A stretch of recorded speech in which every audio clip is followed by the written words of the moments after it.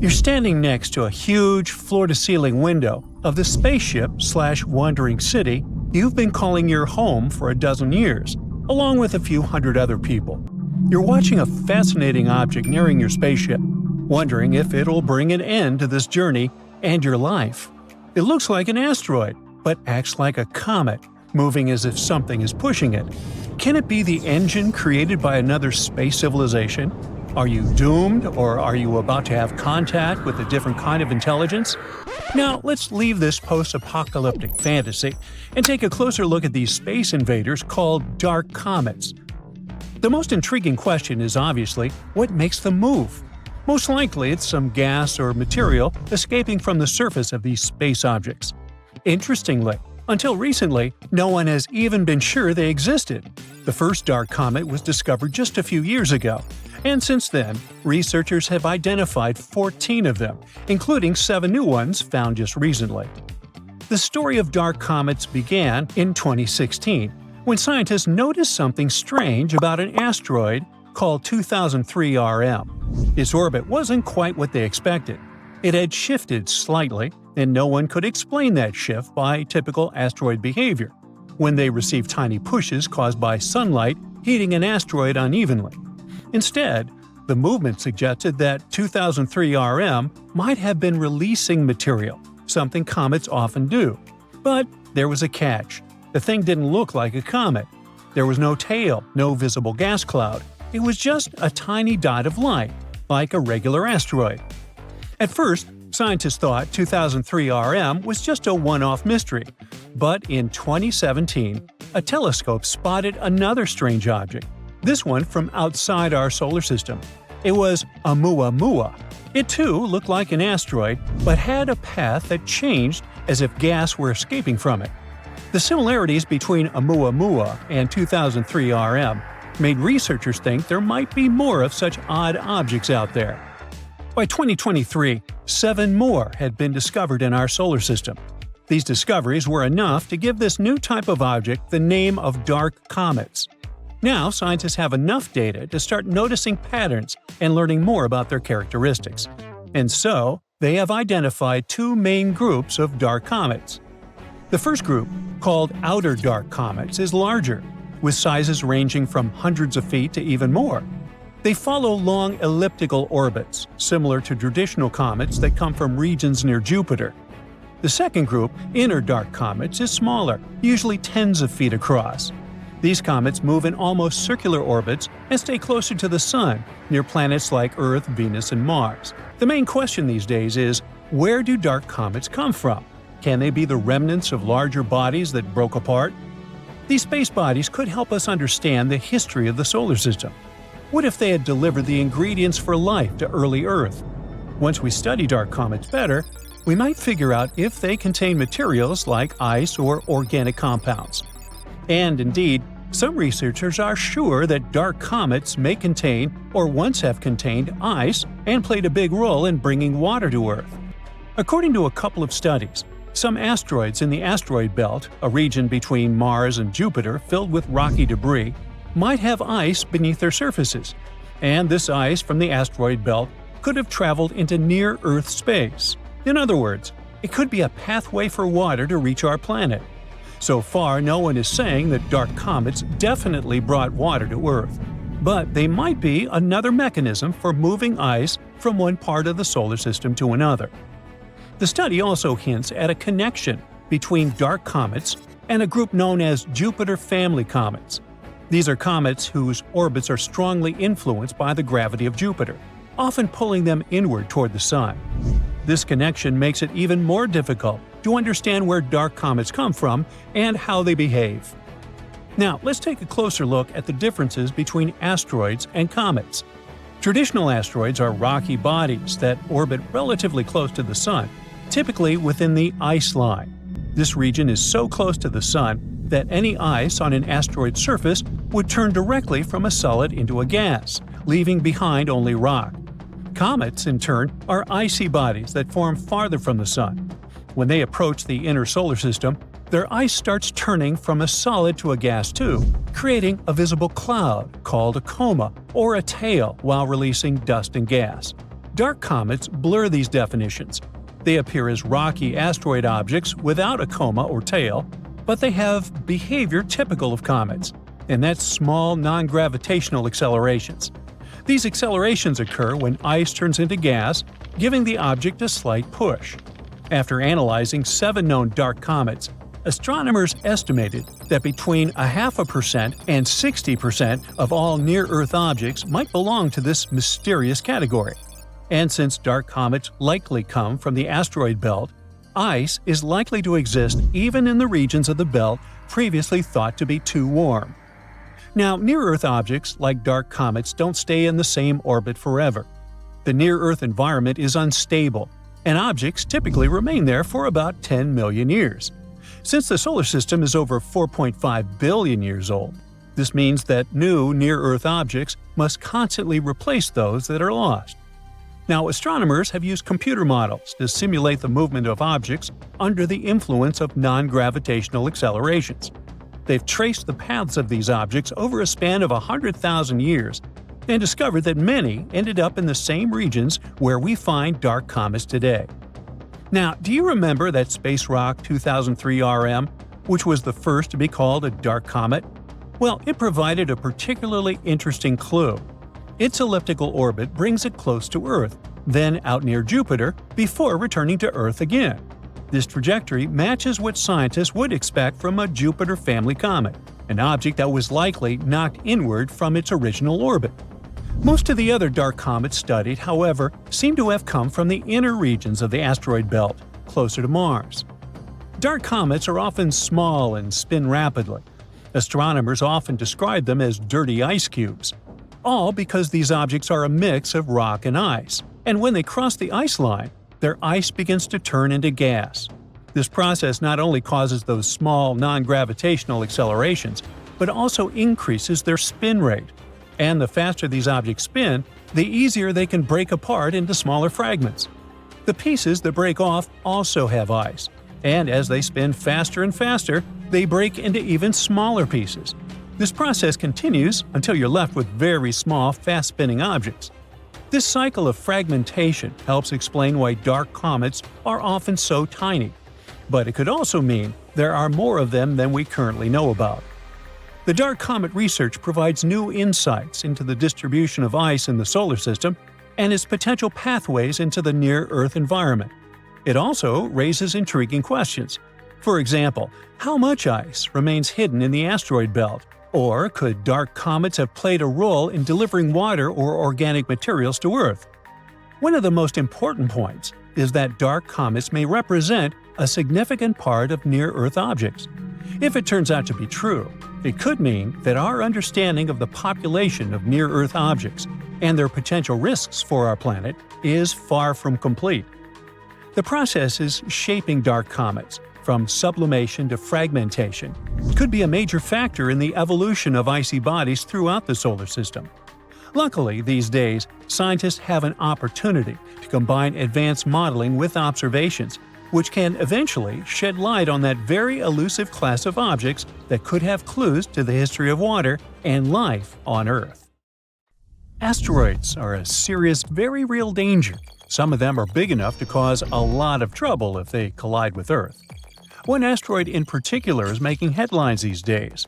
A new study has revealed there's a small chance it could hit our planet during its close flyby in 2029.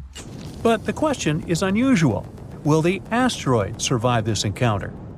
Apophis, which got its name from Apep, the Egyptian deity of chaos and disorder, has become one of the most infamous asteroids. Discovered in 2004, this space object is about 1,100 feet wide. It's about the height of the Eiffel Tower in Paris. Because of its size and the close flyby predicted for 2029, astronomers classify Apophis as a potentially hazardous object. Those are asteroids and other space objects that pass close to Earth and are big enough that we really need to pay attention to them. Right now, scientists say the chances of a collision are slim, less than 1 in a billion. So, at the moment, we can probably claim that Earth is out of danger. But the same can't be said about the asteroid itself. When Apophis passes close to Earth in 2029, our planet's gravity is likely to shake it so violently that it may experience something like an earthquake, a cosmic asteroid quake, if you will. The stress from this gravitational force will probably cause parts of the asteroid's surface to crack off and fly into space. And even though this might not be a full-blown disaster, and the asteroid won't fall apart completely, it's very likely to lose some material during the flyby. Some of this debris might just stick around in orbit, while other bits could fly off into deep space. Over time, this catastrophe could affect Apophis's rotation, causing it to spin differently or tilt in a way it hasn't before. And this is a phenomenon scientists are really interested in, because it could teach us a lot about how asteroids react when powerful gravity is pulling on them. Now, let's get back to Earth. Well, we haven't left. Anyway, even though the asteroid isn't big enough to wipe out the planet like the asteroid that destroyed the dinosaurs, it's large enough to cause serious damage to a large city if it ever collided with Earth. It could mess with the climate all over the planet, too. At the moment, it looks like the space rock will sail past Earth at a distance of around 20,000 miles. It's still worryingly close, but far enough to avoid a collision. To put it in perspective, that's less than a tenth of the distance between Earth and the Moon. So while Apophis likely won't hit us, this flyby could still cause problems for some of the satellites orbiting Earth.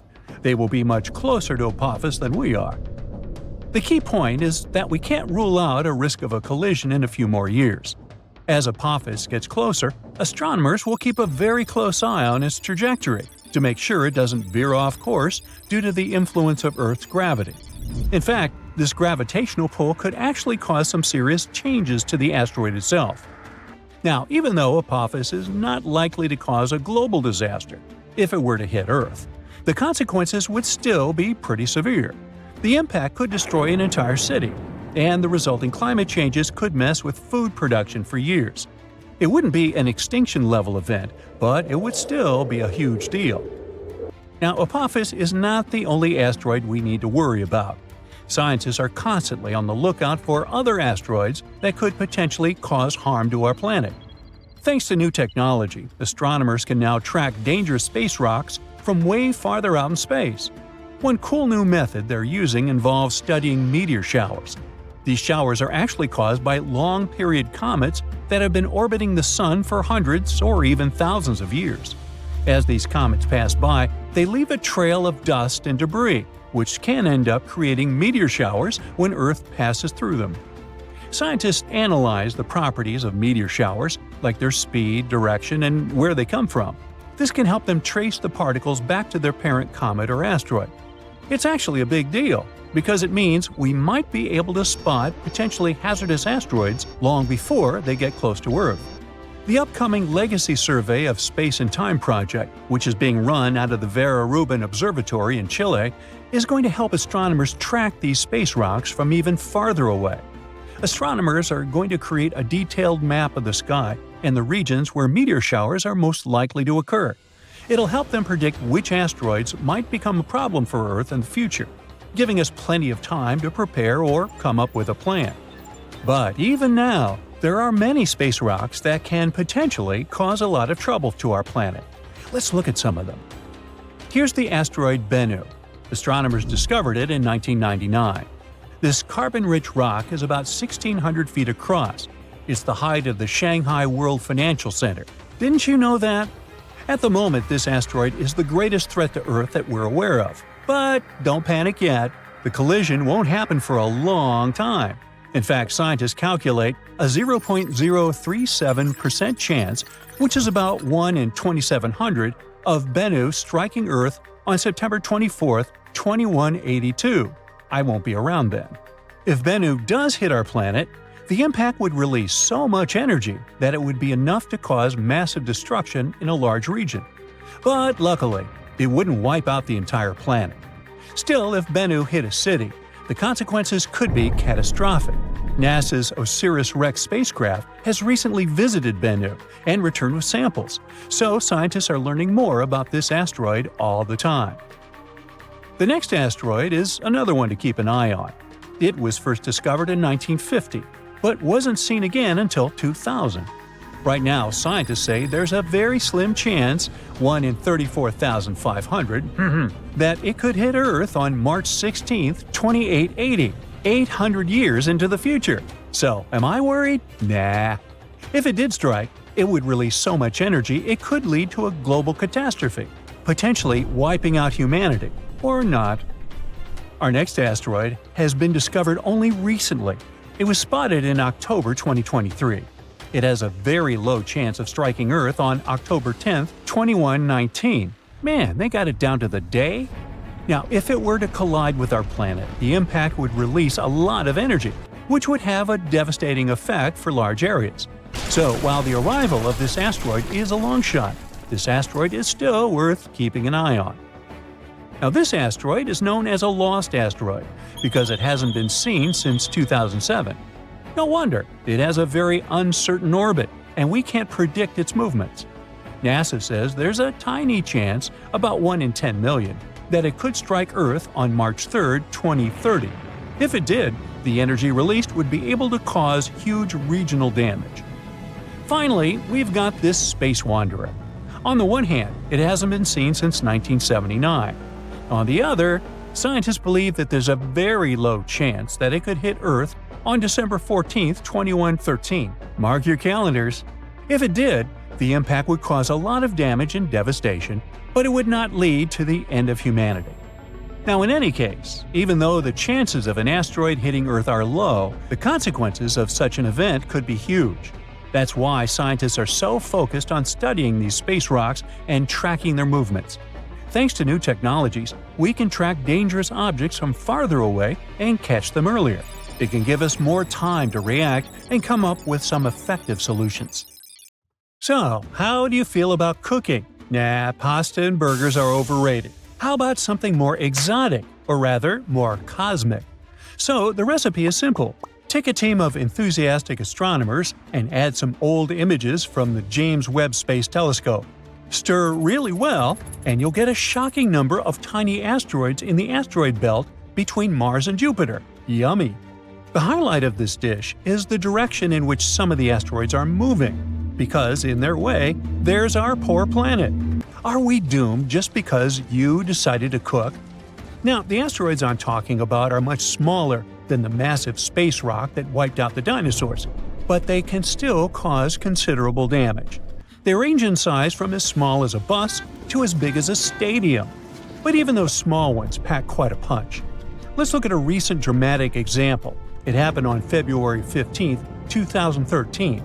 A small asteroid just tens of feet wide exploded in an airburst over Chelyabinsk in Siberia, releasing an insane amount of energy. Many people witnessed and recorded the event, and it gave scientists vital clues. New computer models helped scientists reconstruct the size, speed, and impact of the Chelyabinsk meteor. It was likely an asteroid, about the size of a 5-story building, exploding from 15 to 18 miles above Earth's surface with an enormous, incomparable force. The blast shattered 1 million windows and hurt over 1,000 people. Fortunately, it wasn't powerful enough to cause too much damage, but it gave us an idea about how dangerous an airburst can be. Now, an airburst occurs when an object explodes high in the atmosphere, never striking the ground, but releasing enough energy to devastate the area. But back to the small asteroids.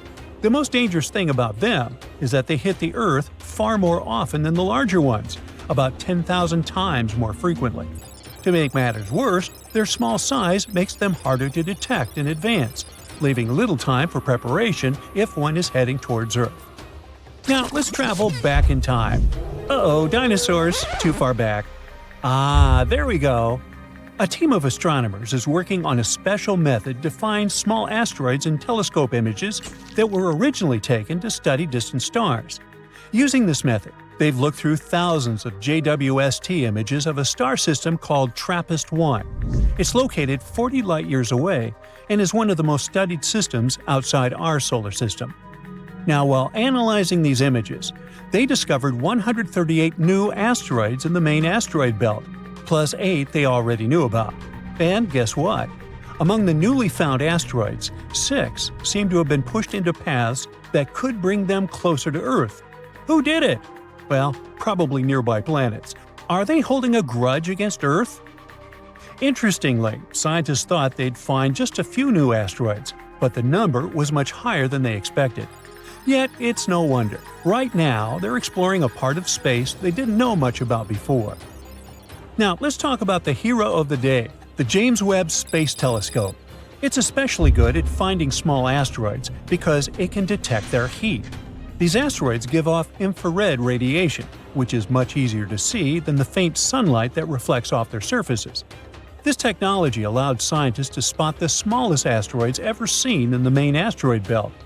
The asteroids they found are pieces left over from collisions between bigger space rocks. Finding them helps astronomers understand the history of the asteroid belt and improve methods for tracking small asteroids that could threaten Earth. The researchers are planning to use James Webb to observe other star systems for at least 500 hours. They expect this work to uncover thousands more small asteroids in the solar system.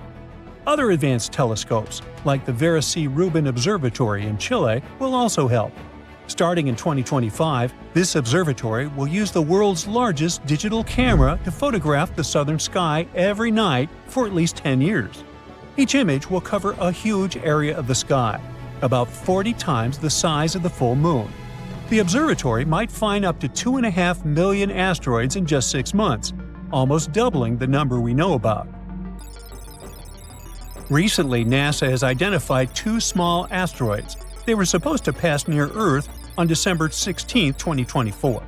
Luckily, neither posed any danger to our planet. The first asteroid was 71 feet wide, about the size of a large airplane, and was traveling at 10,800 miles per hour. The second asteroid was slightly smaller, 56 feet wide, but it traveled faster at 14,700 miles per hour. But hey, even though this time the danger is past, who knows what the future will bring? It may sound weird these days, but astronomers didn't really care much about small asteroids for a rather long time. They thought of them as just random space debris that got in the way of observing stars. Some even called them sky parasites.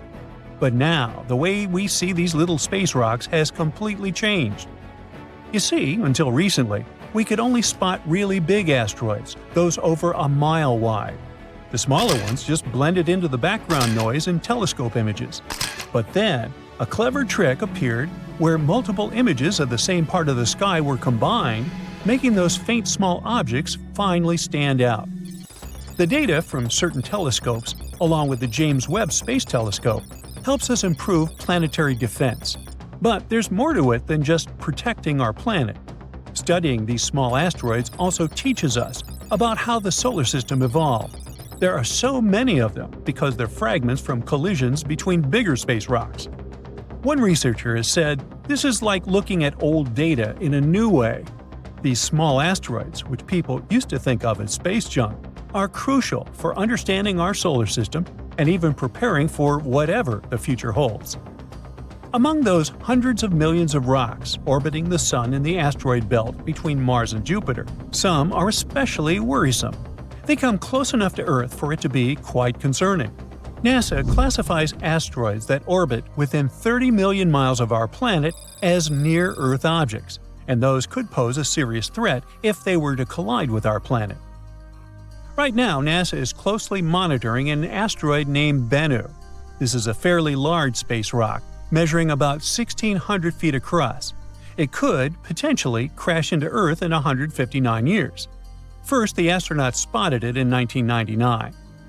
So currently, experts believe that there's a small chance Bennu could drift into Earth's orbit and collide with our planet by September 24, 2182. Would it be bad? Well, to put it in perspective, Bennu is taller than the Empire State Building. If it hit Earth, it would generate 1,200 megatons of energy, an amount so massive that nothing on Earth could generate that. NASA scientists are particularly concerned about a tiny chance that Bennu could pass through a gravitational keyhole during a flyby in the 22nd century. This keyhole is a region in space that could set the asteroid on a path that brings it directly to Earth. Now, Bennu flies by Earth every 6 years and has had 3 close encounters with us in 1999, 2005, and 2011. Right now, scientists estimate that the chance of Bennu hitting Earth by 2182 is about 1 in 2700, more than 5 times greater than the chance of being struck by lightning. Although the chances of Bennu colliding with Earth are very low right now, this space rock is still classified as a potentially hazardous asteroid because it might come as close as 4.65 million miles to Earth. Now, this asteroid is another space rock that we need to keep an eye on. It's a near-Earth object about 1,100 feet across, and it was discovered in 2004. Initially, it was considered one of the most dangerous asteroids ever detected. Apophis quickly gained attention because experts believed it could pose a serious threat to Earth because of its close approach to our planet in 2029. However, after further study of its orbit, astronomers determined that there was no risk of a collision for at least a century. Well, we can all breathe easier now, can't we? Experts explain Africa is splitting in two, and it will look like this.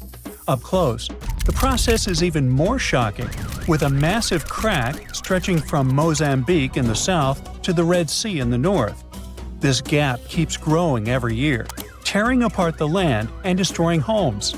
Now, specialists believe the continent could split much sooner than we expect. Africa is breaking apart because of the Somali Plate movement. Think of it like a dramatic breakup happening with tectonic plates. On the east side, there's the Somali Plate. On the west, we have the Nubian Plate. And during this breakup, the Somali Plate just wants more space, so it's pulling away from the Nubian Plate. This movement is forming the East African Rift, a region where tectonic plates are splitting apart, magma keeps rising from deep below, and a bunch of active volcanoes are being born. So this place is hot, with daytime temperatures that can soar to 130 degrees Fahrenheit, and at night they cool down to 95 degrees. Inside this hot zone, we have the Afar Triangle, also known as the Afar Depression, and its geology is fascinating, as the rifting process is causing valleys, faults, and deep cracks to form in this region. Take, for example, this massive 35-mile-long fissure in Ethiopia's desert. It's also so wide that a person can easily fit inside of it. But what's scary is this crack keeps getting bigger, growing about a half an inch every year. The Nubian and Somali plates moving apart could also lead to a new ocean forming in Africa. This type of process isn't something new. About 150 million years ago, when dinosaurs were still around, a similar tectonic shift created the Atlantic Ocean. The continents were once all clustered together, but when a rift formed in what was Pangaea, it started pulling them apart, splitting the east and west hemispheres. So, a similar thing is happening with this gap in Africa. At some point, experts say the waters of the Indian Ocean might flood the East African Rift Valley, eventually creating a sixth ocean. Now, it's a pity you won't be able to swim in its waters during your lifetime, though. According to geophysicist Ken McDonald, who specializes in tectonic faults, this dramatic rupture could happen in 1 to 5 million years. Trust me, that's considered fast in geologic terms, and way sooner than most experts thought. Now, even though you won't get to watch Africa breaking apart, people there will still see and feel the signs. They might experience intense volcanic eruptions and strong earthquakes as this process slowly unfolds. One example is related to that scary crack in Ethiopia's desert we mentioned earlier. The fissure was created in 2005, after the area was hit by 2 volcanic eruptions and 163 earthquakes, each with a magnitude greater than 3.9. A crack this deep and long on Earth usually takes centuries to form, but in this case, it unfolded in just a matter of days. That's how powerful this event is. In fact, this kind of intense seismic activity can speed up the African splitting process, and that's why it's so hard to predict the exact time frame for the event. What we know is that people are already calling this new land the Nubian continent. If the predictions are right, it will include Somalia, Kenya, Tanzania, and part of Ethiopia.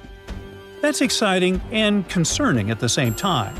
As new coastlines emerge, countries will need to make major adjustments when it comes to infrastructure and land management. They might lose a lot of roads, houses, and other constructions currently located near or right in the East African Rift. In Kenya, for example, the fissures tore apart a busy road, and authorities desperately tried to fill the gap with rocks and cement.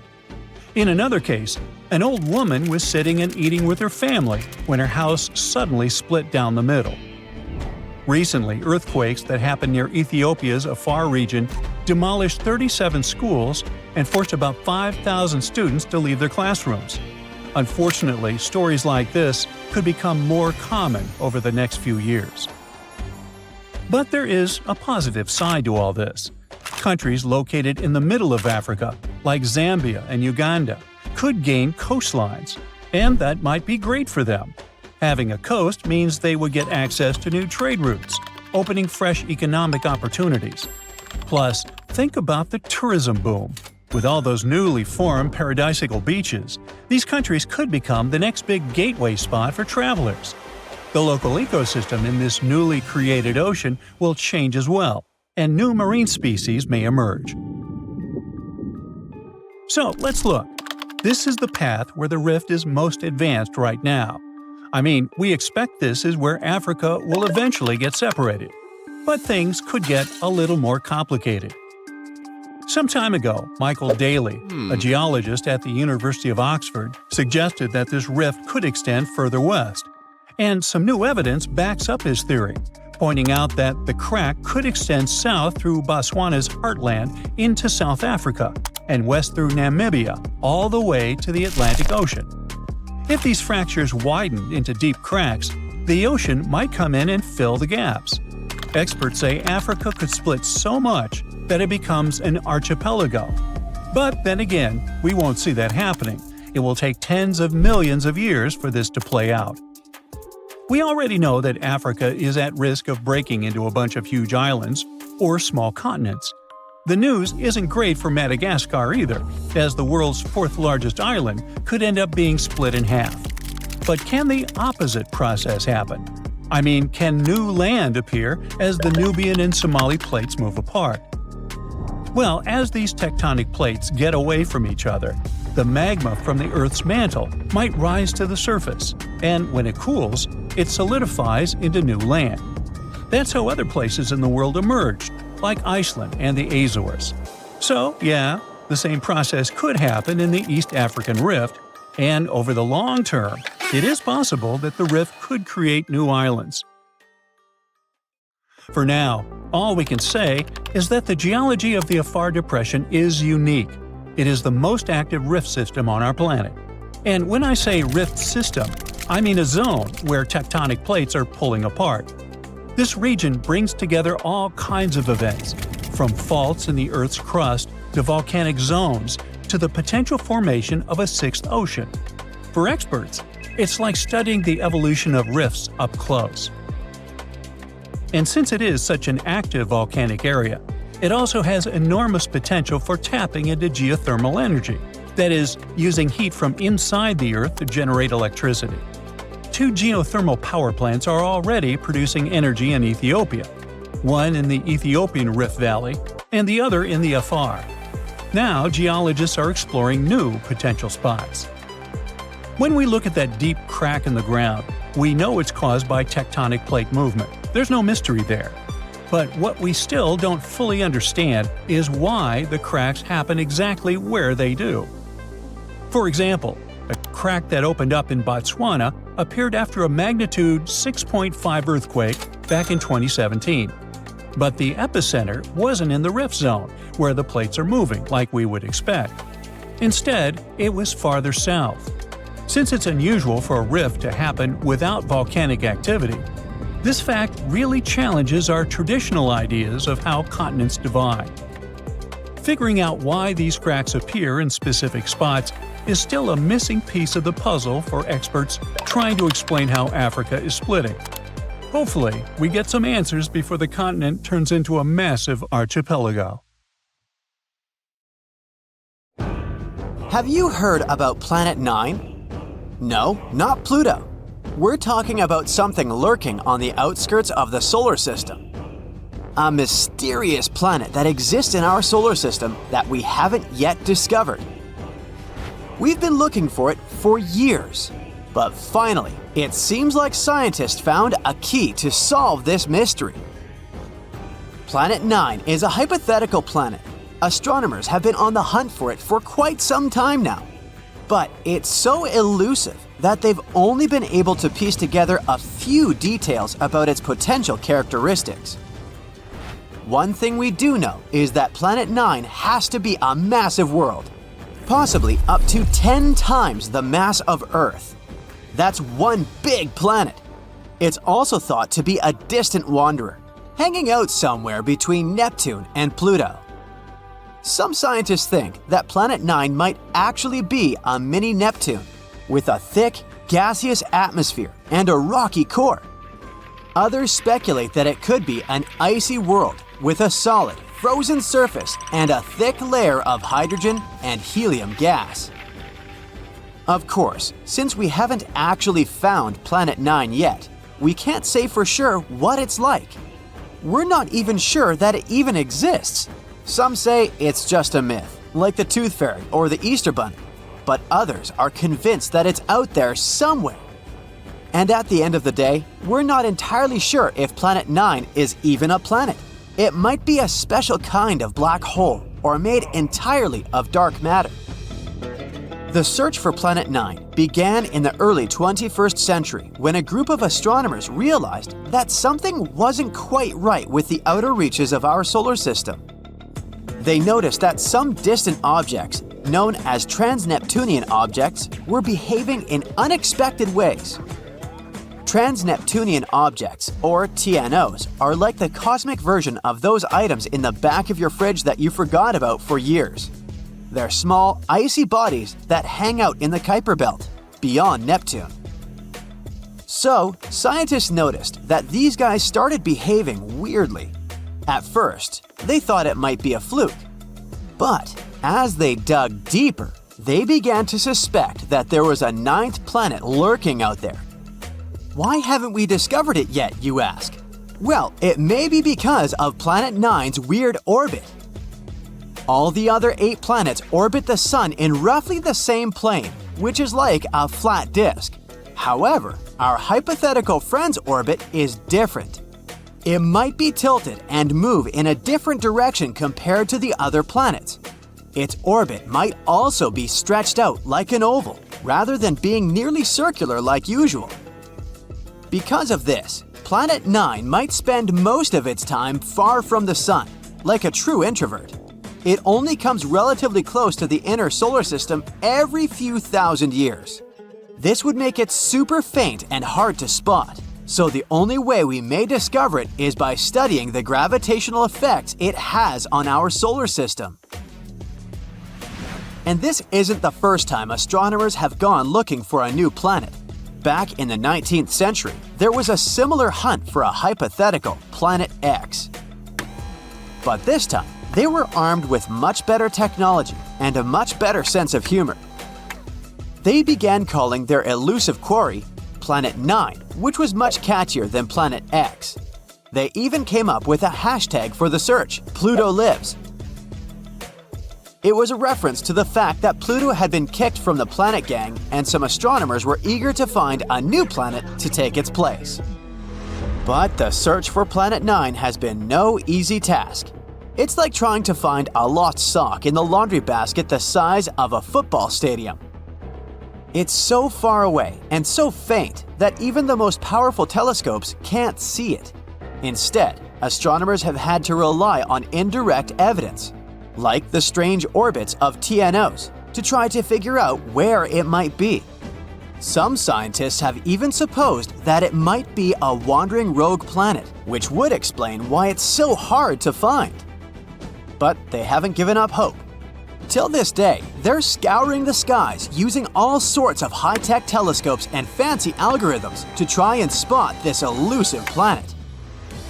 And fear not, dear curious human, because it looks like after so many years of research, we may have finally found the key to solve this mystery. astronomer Man Ho Chan from Hong Kong has a theory. He believes that Planet 9 could have a bevy of moons. That's right, not only is it a giant planet hiding out in the depths of space, but it's also a bit of a hoarder. Moons are all the rage in the outer solar system. In fact, almost every planet here has at least one moon, except for Mercury and Venus. Earth has just one, which is kind of sad if you think about it. Even non-planetary bodies like Pluto have at least a couple of moons. A bit unfair, isn't it? Anyway, taking this into account, let's go moon picking with Planet 9. The region between the rock-filled Kuiper Belt and the rock-filled Oort cloud, where this planet is predicted to be, should be ripe for the picking. Chan made some calculations and determined that it would be stranger if the elusive planet didn't have any satellites. According to his calculations, an object the mass of Planet 9 should capture at least 20 TNOs as large as almost 90 miles across. It's like our mysterious planet is playing cosmic Pokemon with these guys. So, what if Planet 9 has moons? Would that make any difference? Kinda, yes. They could give us some indirect clues to finally locate this mysterious planet. Now, you might be thinking, how in the cosmos can we possibly spot these teeny tiny moons? It's not like they're going to wave a giant flag or blast some Beyoncé tunes to get our attention. Well, apparently the key lies in something called tidal heating. Tidal heating might sound like a new workout trend, but it's a real scientific phenomenon. It happens when two celestial bodies are close together. You see, tides aren't just about the rise and fall of the ocean, they're also the result of gravity pulling unevenly on a planet or moon. When a planet and a moon are close enough to each other, their gravity pulls on each other, creating a bit of a football shape. And as these celestial bodies move around each other, they shift shape and generate friction inside, which produces heat. Wow, who knew that Planet 9 could have a workout routine? Perhaps we should start calling it Gym Planet instead. Anyway, if Planet 9 has any moons, the gravitational pull from these moons would cause it to change shape constantly, generating heat in the process. And we might be able to detect this mysterious planet through the heat produced by those moons, even though it gives off no other signals. Now, before you get too excited, finding them won't be a walk in the park. They're incredibly small and would be very far away from us. But hey, nothing worth discovering ever came easy, right? Scientists are optimistic that with the right technology, they can spot this telltale sign. It will be easier for us to spot them with fancy instruments like modern telescopes. Talk about cool friends to have, right? Sure, the process of finding it may be difficult and time-consuming, but the potential payoff is huge. Finding this planet could explain a lot of the strange behavior observed in TNOs, the Kuiper Belt, and beyond. As we've already mentioned, they've been acting super weird lately, tilting and aligning in suspicious ways. If this planet doesn't actually exist, we have yet to explain what is the reason for this strange behavior. In any case, the search for Planet 9 is one of the most exciting and intriguing quests in modern astronomy. It's like a cosmic scavenger hunt, and everyone's invited to join in on the fun. So, grab your telescopes and let's go planet hunting. Who knows, maybe we'll find it sooner than we think. Guess what? The universe can get actual scars, just like when you fall off a bike. Well, here's why. Before the Big Bang, the universe was extremely hot, dense, and full of energy, and it seemed like everything was going well, until that all changed about 13.8 billion years ago. Then the universe exploded. After the blast, it expanded incredibly quickly. Our human brain can't even perceive how fast that expansion was. Sometime later, the universe started cooling down. As it did, giant, terrifying scars cutting through space-time appeared all over the place. And if we study these scars well, we can even get insight into time travel. These days, we call these scars cosmic strings. They're like stretch marks that appear when the skin expands too quickly.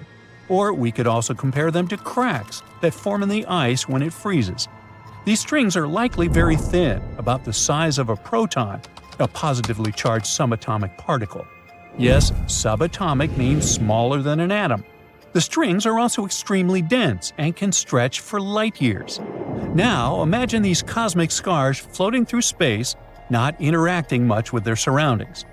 When two cosmic strings pass each other, they could warp space-time in such a way that it creates a time machine. If you were to travel along a certain path around these strings, you would end up returning to your starting point at an earlier time, which is traveling back in time. Now, let's admit it, this idea sounds like something from science fiction, but it's supported by cosmic string theory, and the math behind it seems to work. Unfortunately, no one has observed cosmic strings yet, so for now, it's still a theory. In 1991, one physicist proposed an idea for how cosmic strings could enable time travel. If two infinite cosmic strings passed each other in parallel, they would warp space-time, creating a time loop.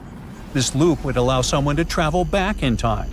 Even better, this idea doesn't contradict Einstein's theory of general relativity, which suggests that large objects can bend space and time. These bends in space-time could allow a shortcut through time. His now well-known concept of closed time loops also helps explain how wormholes might work.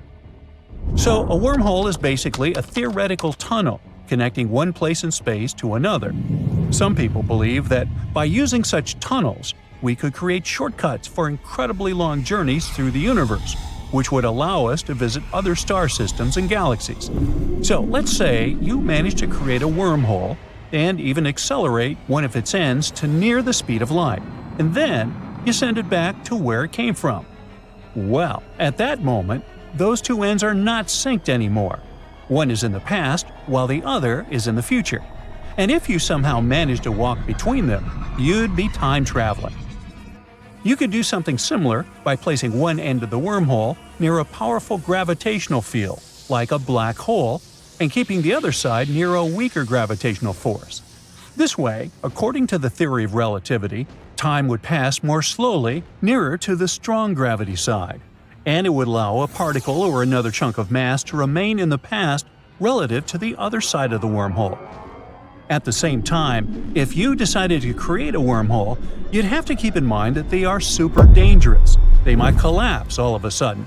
They're likely to be highly radioactive, or you could come into contact with toxic exotic matter inside. But let's get back to the math behind the cosmic string time machine idea.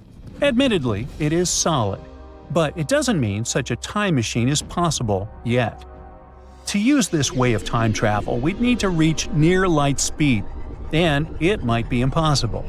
According to Einstein's relativity, the faster an object travels, the more energy it needs to continue speeding up. In other words, we don't yet have the technology or energy sources to accelerate a spacecraft to these speeds.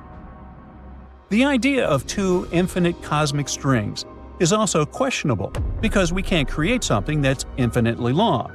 So, while this time travel model is mathematically sound, the infinite nature of the strings would make this exact model impractical.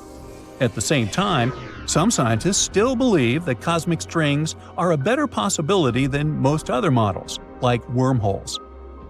In any case, before we can start considering time travel, we need to discover cosmic strings. Luckily, there's a group of astronomers working to detect low-frequency gravitational waves by measuring signals from a type of star called a pulsar.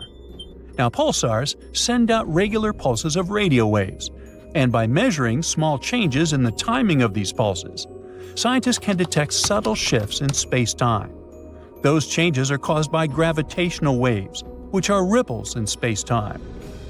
Now, so far, we've only detected gravitational waves coming from black holes. But in 2020, there was one strange signal that didn't look like it came from black holes. It could be coming from cosmic strings. And here, we need to mention string theory. According to it, the universe is made up of more than just the four dimensions of space-time. There are additional dimensions that are hidden from us. Plus, the basic building blocks of the universe aren't particles, but tiny vibrating strings. These strings can vibrate at different frequencies, to create different fundamental particles. These strings, from string theory, could have stretched out during the early universe and become the very cosmic strings we've discussed. In the coming years, we might get more information about them from a space-based gravitational wave telescope called LISA. It's supposed to launch in 2035. But if the signals picked up in 2020 really came from cosmic strings, it could mean a huge breakthrough in physics. In this case, string theory would become the right framework for understanding the universe. It would completely change the way we think about the building blocks of our reality. On the other hand, even if the signals don't turn out to be from cosmic strings, this discovery would still be important. It would give scientists more information on what cosmic string signals might look like in the future. And while we're not yet at the point of time travel, the discovery of cosmic strings could take us one step closer to understanding the mysteries of the universe and maybe even the possibility of traveling through time. Now, time travel is a popular theme in science fiction, but in fact, moving forward in time happens naturally. Right now, you are traveling into the future at a steady rate of 1 second per second. However, scientists have discovered that this rate can change depending on speed and gravity. Einstein's special theory of relativity explains that time slows down as an object moves faster. The closer you get to the speed of light, the more slowly time passes for you, compared to someone who isn't moving at all. The general theory of relativity adds another factor: gravity. The stronger the gravitational pull, the more slowly time moves. Near massive objects, such as the surface of a neutron star, black hole, or even Earth, time runs more slowly than it does far away from these space objects. If someone were to stay near the edge of a black hole, where gravity is incredibly strong, only a few hours might pass for them, while thousands of years would go by for people on Earth. If they returned, they would have effectively traveled into the future. This is a real and scientifically proven effect. A real-life example of time travel, though on a tiny scale, can be witnessed in space missions.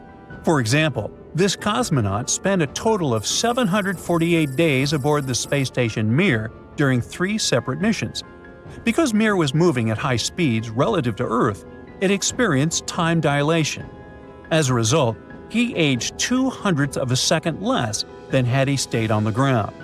Now, this difference may seem tiny, but it shows that time moves differently depending on speed and location. But while traveling to the future is scientifically possible, traveling to the past is much more complicated and controversial, and leads to logical paradoxes. Imagine you throw a billiard ball into a time machine. It travels to the past and collides with its earlier self. This prevents the ball from ever entering the time machine in the first place. A contradiction. Scientists have found an invisible star at the Milky Way center, a star that helped our galaxy be born. 26,000 light-years away, in the galactic center, a massive, invisible object started spreading everywhere, and you don't even know that you're breathing it right now. It all started in the 70s, when an astronomer named Vera Rubin was studying the Andromeda Galaxy. She decided to check whether stars move in a predictable way. Now let's say you're spinning a ball on a string around yourself. The closer the ball is to you, the faster it moves in a tight circle. But if you let the string out longer, the ball moves more slowly in a bigger loop. That's how gravity works. And the same goes for planets. The closer ones, like Mercury, zoom around quickly, completing their orbits in months. The far ones, like Neptune and Saturn, take their time, decades, to make one rotation. The stars themselves should orbit the centers of their galaxies the same way. The closer ones move fast, the farther ones are slower, right? But when Vera measured the speeds, she saw something impossible. They weren't slowing down. The faraway stars were moving just as fast as the ones near the center. By all logic, the galaxies should have torn themselves apart, but they didn't. And that meant something was holding them together, something undetectable, some massive invisible object in the galactic center warping reality without ever revealing itself. So she checked over and over with different galaxies. This wasn't a fluke, it was happening everywhere. Rubin had accidentally uncovered proof that galaxies were drowning in something far heavier than all the stars, planets, and gas in our entire universe combined. It was holding us with ghostly hands. Astronomers called it dark matter because it doesn't glow, doesn't reflect light, doesn't seem to interact with anything at all. It's just there. But all the calculations show us that it exists, and not merely exists, but makes up 85% of all the mass in the universe. We know that it sculpted galaxies. Without it, the world as we know it wouldn't exist. And yet, just like with an invisible star scientists found at the Milky Way center, the only way to detect it was through gravity. So how do you find something that refuses to be found? Recently, scientists discovered there might be an invisible star at the Milky Way center, and this fascinating discovery might finally help us understand what dark matter looks like. They began looking for dark matter's fingerprints, any signs of its presence anywhere. They studied how galaxies moved and smashed particles together in giant machines, hoping to create tiny bits of dark matter in the lab. This didn't really lead to anything. They didn't even know what to look for. Is dark matter even made of particles? There was a theory that suggested that it's made of ghostly particles that barely touch anything, or even weirder ones that might flicker in and out of existence in the blink of an eye. There was a problem, though. If dark matter really worked like that, then the centers of galaxies should be packed tight. Tons of matter would be crammed into a tiny space. But in our universe, galactic cores seem strangely soft, spread out, almost gentle. A new theory emerged, and it was wild. What if the dark matter at the heart of galaxies isn't made of heavy particles at all? What if it's made of something so delicate that it behaves more like a strand of hair? These hairs could be made of something incredibly light, lighter than anything we've ever seen, and billions of times smaller than a neutrino, which is already the lightest known particle. They called this idea fuzzy dark matter, and it might change everything we thought we knew about the universe. A team of astrophysicists wanted to test this idea, so they ran a simulation, creating a simple model of a galaxy with two main ingredients: a whole lot of fuzzy dark matter and a little bit of gas, the same kind of gas that forms the stars we can see. They pressed start and just let the system evolve by itself, watching how the two would interact. At first everything was pure chaos, but then the fuzzy dark matter started to gather. It pulled itself together, forming a massive invisible object near a galactic center. The gas followed, spreading throughout this ghostly mass, mixing with it and glowing faintly. And then it suddenly formed something incredible: dark stars. Not typical stars like our sun, blazing with heat and light. Instead, it's enormous, massive, invisible objects, a hybrid of two different kinds of matter. We've never seen anything like this before. An object that would stretch across thousands of light years, and yet they'd be almost weightless, more like cosmic puffy clouds than anything else. Scientists called them Fermion boson stars. Finally, this dark matter thing is starting to make sense.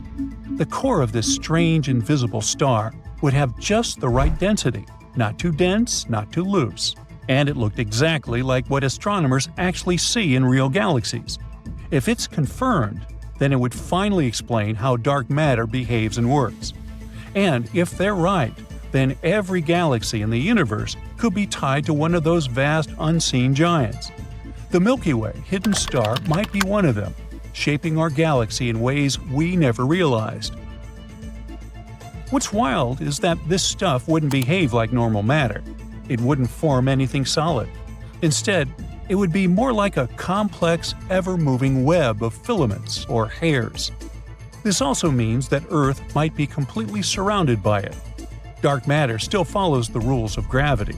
As it moves past planets and stars, gravity pulls it into focused streams, so it's both hugging and passing through our planet, wobbling consistently. If we could see them, they might look like glowing invisible threads everywhere, and they'd pierce right through the planet, stretching far into space. But this is only the beginning. Now scientists need to refine their models, make them even more detailed, and compare their predictions to real galaxies. But this dark star discovery in the galaxy center isn't our only clue. Luckily, the universe has given us a way to look for that fingerprint: gravitational lensing.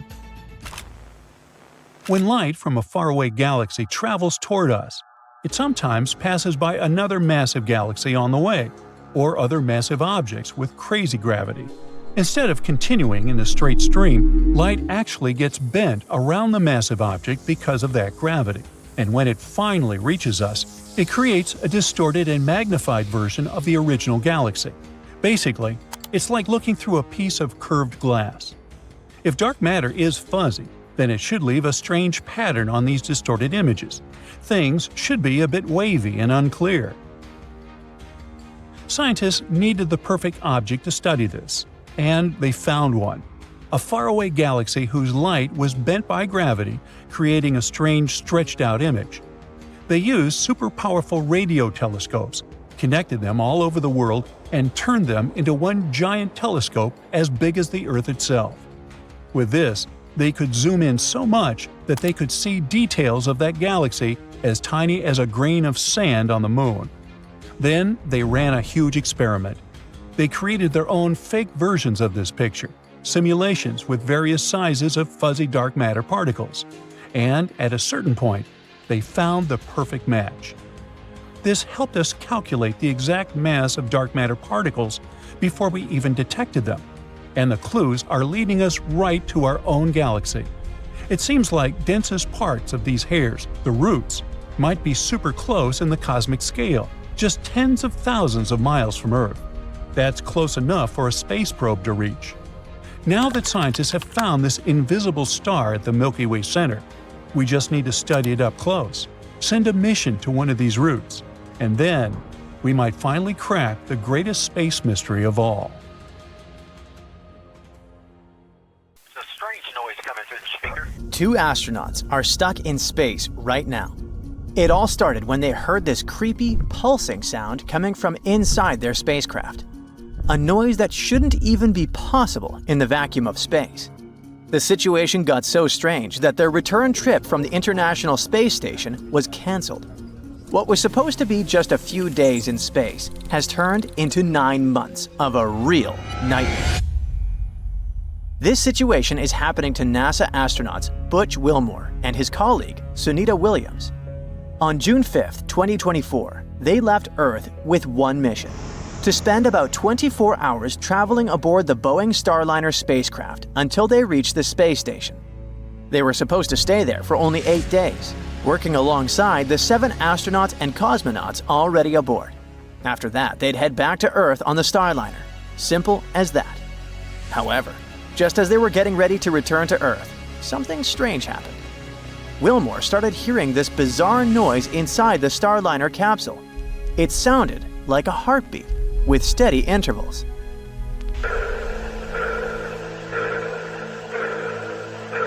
The creepiest part is that space is supposed to be totally silent, since there's no medium for sound to travel through. There are no atoms or molecules to carry a sound wave, so there's no sound or echo. And no one can hear you scream. It is just total silence. So there's no way those weird sounds could be coming from outside the spaceship. The situation got pretty concerning, as the noise just wouldn't stop. On top of that, the astronauts couldn't figure out where it was coming from. I mean, they knew it was coming from a speaker inside the capsule, but they had no clue what was causing it. So, they decided to ask the experts at the Johnson Space Center in Houston for help. Before we continue, it's important to know that odd sounds in spaceships aren't uncommon. Back in 1969, when the Apollo Mission 10 entered lunar orbit, astronauts said they heard a mysterious music coming from the far side of the moon. It was like a whistling sound that lasted almost an hour. It was so bizarre that they thought no one would believe them. Specialists think the sound was caused by radio interference, maybe from a magnetic field or atmosphere. But here's the thing. The moon has no magnetic field and not enough atmosphere to cause these sounds. So, the mystery still stands. Something similar happened back in 2003. Chinese astronaut Yang Liwei was on his first trip to space, alone, aboard a tiny spacecraft, when he started hearing something weird. It sounded like someone knocking on the spaceship's body, almost like knocking on an iron bucket with a wooden hammer. But what was even stranger was that the sound didn't seem to come from either outside or inside the spacecraft. Liwei never figured out what it was, not even after returning to Earth. The situation was eerie enough to freak him out, probably just like what happened to Wilmore and Williams. But in the case of the NASA astronauts, it looks like they found an answer to the creepy sound. According to the team at Mission Control, the sound was probably just a technical issue. They think it's a speaker feedback loop between the space station and the Starliner. So, that sounds like great news, right? Well, not exactly. Their problems were far from over. The audio issue was definitely a concern for the team at the Johnson Space Center, but honestly, there were a lot of other technical issues going on with their spaceship. Even before the launch, experts noticed a small but persistent helium leak. This could be a big problem because this gas powers the thrusters, which control the spacecraft's orientation, speed, and trajectory. But in this case, the specialists thought, nah, it'll be fine. The leak was at an acceptable level and posed little risk to the mission's success, so they decided to go ahead with the launch. But then, things got worse. Once the astronauts were in space, specialists noticed another helium leak, then another, and another. In the end, they found 5 leaks, which had the mission managers pretty worried, so they urgently contacted Wilmore and Williams. The astronauts were about to go to sleep when they got the order to shut down 2 valves on the spacecraft. That way, it would be safe again and still have plenty of helium left to get them home. And when they thought it was all over, turns out it wasn't. The Starliner also had issues with the thruster control system. The capsule had 28 small thrusters, and 5 of them had technical problems at some point during their trip. 4 of the thrusters were fixed pretty quickly, but one of them never worked again. So first, there were the helium leaks. Then the thrusters weren't working properly. And now, there's this weird pulsing sound coming from inside the spacecraft. It seems like the problems with the Starliner just kept piling up. Suddenly, it became way too risky to bring the astronauts home. That's why NASA decided to cancel their return trip. Actually, they delayed it, extending their 8-day stay on the space station to 9 months. So far, they're expected to come back to Earth in March 2025. But it's hard to say for sure, since this date has already been pushed back before. What we know for sure is that both astronauts are stuck in space right now, waiting for the NASA SpaceX Dragon spacecraft to bring them back to Earth. Until then, they're sharing their floating home, which is about the size of a 6-bedroom house with 7 other people. Being stuck in an orbiting laboratory and unable to get home is definitely a desperate and suffocating situation for most of us. But it looks like they're handling it pretty well. Both of them had already done 2 long-duration stays in orbit before, so despite their families, both astronauts are used to it. And they said they're grateful for the extra time in space. Before the mission began, NASA also made sure they understood all the risks of the flight, including the chance they might have to stay at the station longer than planned. That's why both Wilmore and Williams fully supported the new date for their return to Earth. And they've been keeping their minds pretty busy up there, doing a lot of scientific work. One thing they're really focused on is looking after the plant facility at the space station. Their team is testing different techniques to see how they could help crops grow outside Earth. Figuring out how plants grow in space and making sure they get the right amount of water and nutrients is really important, especially as space travels keep going farther and farther beyond the moon. A lot of people are concerned about their safety and health, but there's no need to worry. They're completely fine. Stays on the space station usually last about 6 months or more. Also, the place is well stocked with everything the crew needs, including food, water, clothes, and oxygen. NASA and its partners often send missions with extra supplies to make sure everyone feels safe and taken care of. If Wilmore and Williams feel homesick and have some free time, they can always email, call, or video chat with their family and friends. The Boeing Starliner spacecraft returned to Earth on September 2024, but it came back empty, without Wilmore and Williams on board. It traveled in autonomous mode after undocking from the space station. The Starliner re-entered Earth's atmosphere after 6 hours of travel, using parachutes to slow its descent before landing at the White Sands Space Harbor in New Mexico. The landing was a success, but NASA specialists wish it could have gone as originally planned. I mean, with Williams and Wilmore on board. Now, all we can do is hope they have a safe trip home.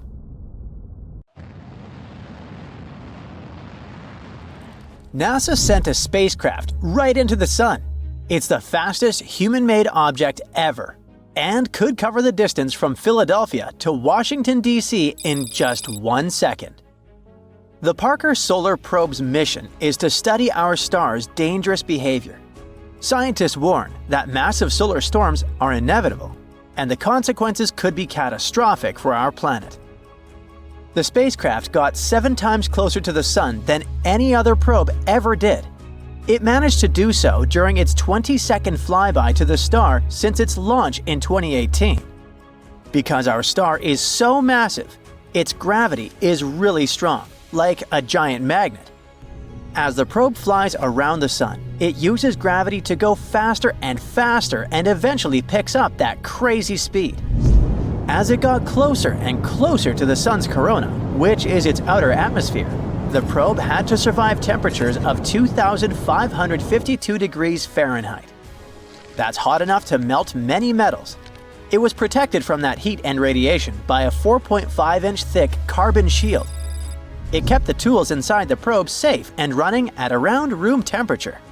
The scientists went to all this effort because they're hoping to solve a big mystery about the Sun that's been puzzling them for ages. The surface of our main star is already super hot, but as you move closer out to the corona, the temperature shoots up to millions of degrees. And it doesn't make any sense because it's farther away from the Sun. So maybe we could finally get some answers about this heat phenomenon.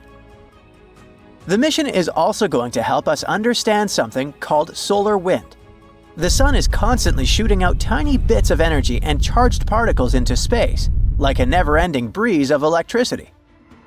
When this solar wind hits Earth, it can create amazing light shows in the sky called auroras. The more active the Sun is, the farther south you can see auroras.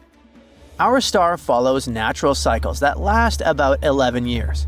The activity goes from low to high and back down to low. Right now, we're in the solar maximum, the peak of the activity cycle. That's why we've spotted beautiful auroras in the most unexpected places in 2024. The downside to it is that the Sun's activity can send out bursts of energy and charged particles that can mess up things like radios, satellites, and even GPS. It can be dangerous, especially for astronauts out in space who aren't as protected as we are here on Earth.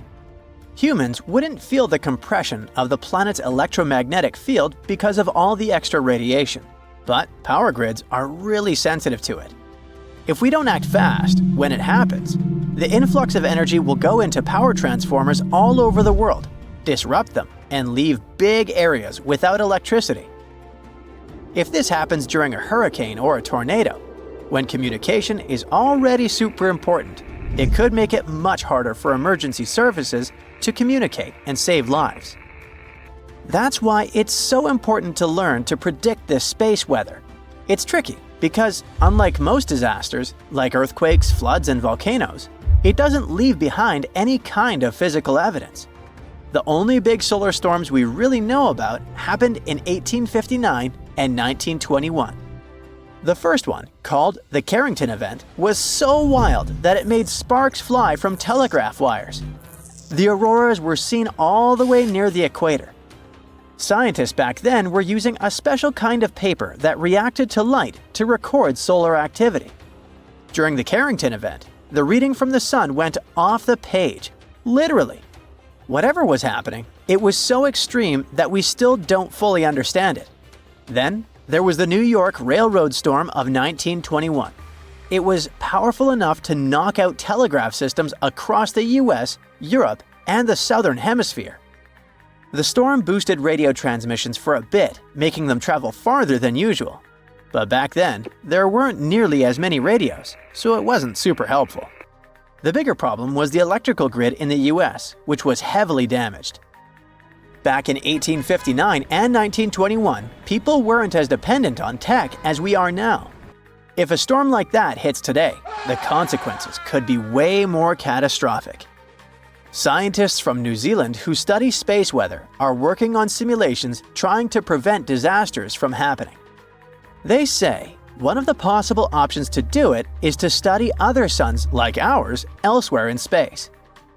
If we get data from thousands of stars, not just one, the picture for analysis would be more complete. So far, scientists have launched or plan to launch several other missions in addition to the Parker Solar Probe. Meanwhile, NASA is working on another mission, launching Endurance, robotic moon machinery on steroids. Its main mission will be to collect samples from key lunar locations that will later be retrieved by astronauts from the Artemis program. These samples are spread across the largest impact basin on the moon, separated by hundreds of miles.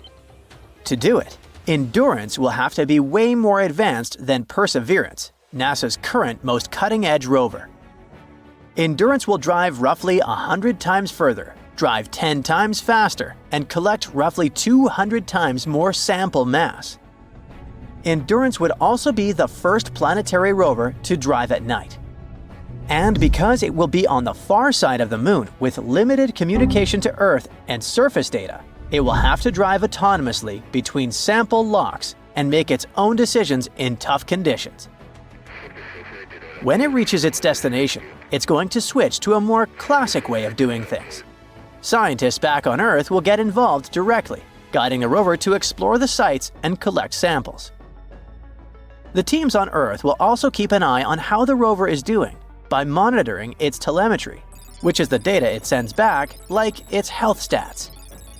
If they spot any signs that a part is wearing out or something isn't working quite right, they'll tweak the plan to keep things running smoothly. All this will cost huge amounts of money, probably way more than the Viper moon mission that was cancelled after NASA had spent around $450 million on it. While Endurance is in the planning stage, the Blue Ghost lunar lander is already on its way to the moon. Its main mission is research. It will spend 25 days in Earth's orbit, taking measurements and waiting for the right time to fling itself to the moon. After 4 days in transit, Blue Ghost will hang out in lunar orbit for another 16 days to collect more data. Then it will descend to one of the largest basins on the moon and spend 1 lunar day there. It will measure subsurface thermal data, radiation levels, and other important data. At the end of its mission, Blue Ghost will take some final pictures of the lunar sunset. It isn't designed to return back to our planet, so when the night falls, it will do some final work and go offline for good. NASA chose the team of University of Florida aerospace engineers to work on another innovative space project. It will cost $12 million, and its goal will be to improve the way we track changes in tectonic plates and oceans on Earth from space. It will use state-of-the-art sensors that will measure even the tiniest gravitational changes. The data it gets will help scientists monitor droughts, assess groundwater reserves, and better understand changes in sea levels.